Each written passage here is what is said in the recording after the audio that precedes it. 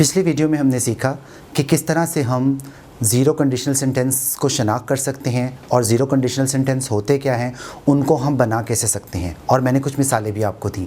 अगर आपने मेरी वो वीडियो नहीं देखी तो उसका लिंक डिस्क्रिप्शन में मौजूद है, मेरी वो वीडियो लाजमी देखें। And if you like my video please subscribe my channel English with Asad Iqbal and press the bell icon button.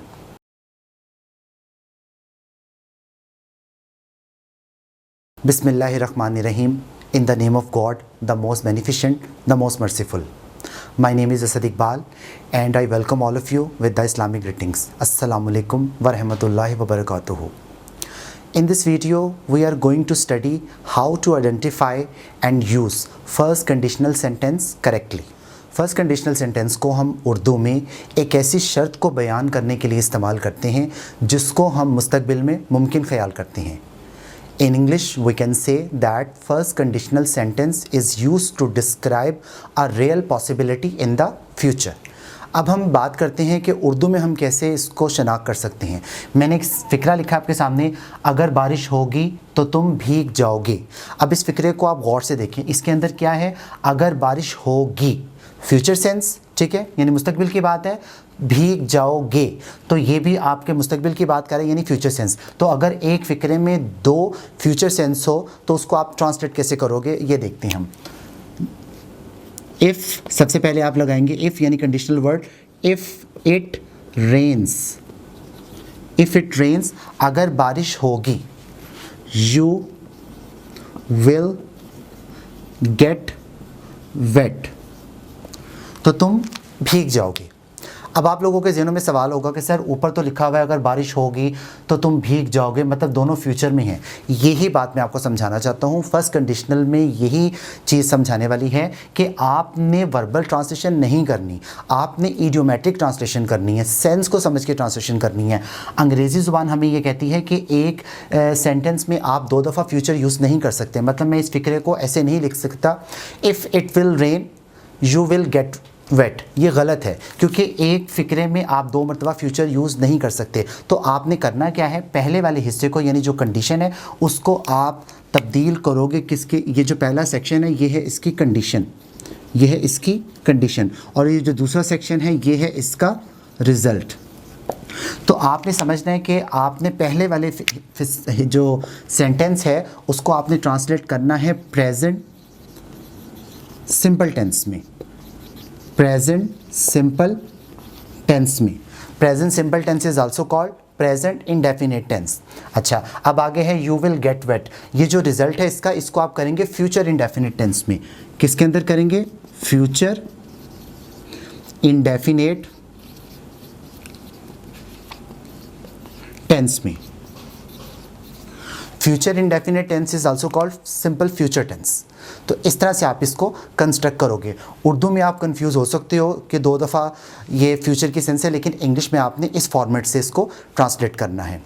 अच्छा, यहाँ पर मैं एक बात और भी बताऊँ, और वो ये कि इसी सेंटेंस को इफ़ की जगह आप व्हेन से भी ट्रांसलेट कर सकते हो। मतलब when it rains comma you will get wet, तो उसमें कोई फ़र्क नहीं है, आप दोनों स्ट्रक्चर यूज़ कर सकते हो। इफ़ का स्ट्रक्चर भी यूज़ कर सकते हो इस फिक्रे को बनाने के लिए, और व्हेन का स्ट्रक्चर भी यूज़ कर सकते हो। अब हम बात करते हैं इसकी फॉर्मेशन की। मैंने आपको बताया था कंडीशनल सेंटेंस, चाहे वो फर्स्ट कंडीशनल हो, सेकंड हो, थर्ड हो या ज़ीरो कंडीशनल हो, उसके दो तरह से आप उसको मॉडिफाई कर सकते हैं, मतलब दो तरह से बना सकते हैं। नंबर वन, पहला उसका पैटर्न ये है कि आपने लगाया इफ़ प्लस आपने लगाई कंडीशन और प्लस आपने लगाया उसका रिज़ल्ट। तो आप कह सकते हो if plus condition plus result is equal to first conditional sentence. उसकी एग्जांपल क्या है, इफ़ इट रेन्स, अगर बारिश होगी, comma you will get wet, तो तुम भीग जाओगे। एक तरीका तो ये है। अब हम देखते हैं कि इसको बनाने का दूसरा स्ट्रक्चर और तरीका क्या है। वो ये है कि आपने सबसे पहले लिखना है अपना रिज़ल्ट। सबसे पहले आप लिखोगे अपना रिज़ल्ट, उसके बाद आप लिखोगे इफ़ क्लॉज, यानी इफ़ लिखोगे और प्लस लिखोगे कंडीशन, प्लस लिखोगे आप कंडीशन। तो समझ लें result plus if plus condition is equal to first conditional sentence. अब उसकी एग्जांपल देखते हैं। एप्लीकेशन क्या होगा कि you will get wet, if it rains। आपने नोटिस किया होगा कि जब मैंने पहला स्ट्रक्चर लिखा तो उसमें मैंने इफ़ इट रेन्स यानी इस क्लॉज के बाद कॉमा लगाया, जबकि यहाँ पे मैंने कोई भी कॉमा यूज़ नहीं किया। यही फ़र्क है, जब आप ये फॉर्मेट यूज़ करोगे तो आपको एक क्लॉज को दूसरी क्लॉज से अलग करने के लिए कॉमा का इस्तेमाल करना है, लेकिन जब आप ये फॉर्मेट यूज़ करोगे तो फिर आपको कॉमा लगाने की ज़रूरत नहीं है। आई होप कि आपको बात समझ आ गई हो। अब हम समझते हैं कि टेंस हमने जो यूज़ करना है वो किस तरह से करना है, उसका फॉर्मेट क्या होगा ताकि आपको आसानी हो।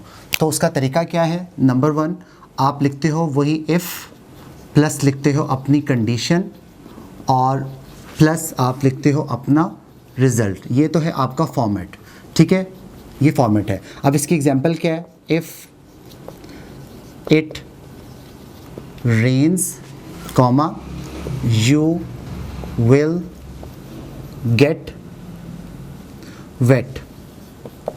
तो अब इसका तरीकाकार क्या होगा? इसका तरीकाकार ये होगा कि सबसे पहले आपको लगाना है इफ़ यानी कंडीशनल वर्ड, उसके बाद आपको लगानी है अपनी कंडीशन।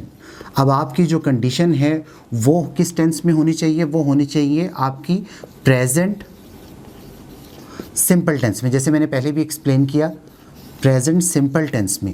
मतलब आपने इस कंडीशन में यानी फर्स्ट कंडीशनल जो सेंटेंस है उसकी कंडीशन जब आप लिखोगे तो आपने प्रेजेंट सिंपल टेंस या प्रेजेंट इंडेफिनिट टेंस को यूज़ करना है। प्लस जो आगे आपका रिज़ल्ट है, रिज़ल्ट को आपने लिखना है फ्यूचर टेंस में। फ्यूचर सिंपल टेंस में यहाँ लिख देता हूँ फ्यूचर सिंपल टेंस में। Future simple tense is also called future indefinite tense. I hope कि आपको मेरी बात समझ आ गई होगी।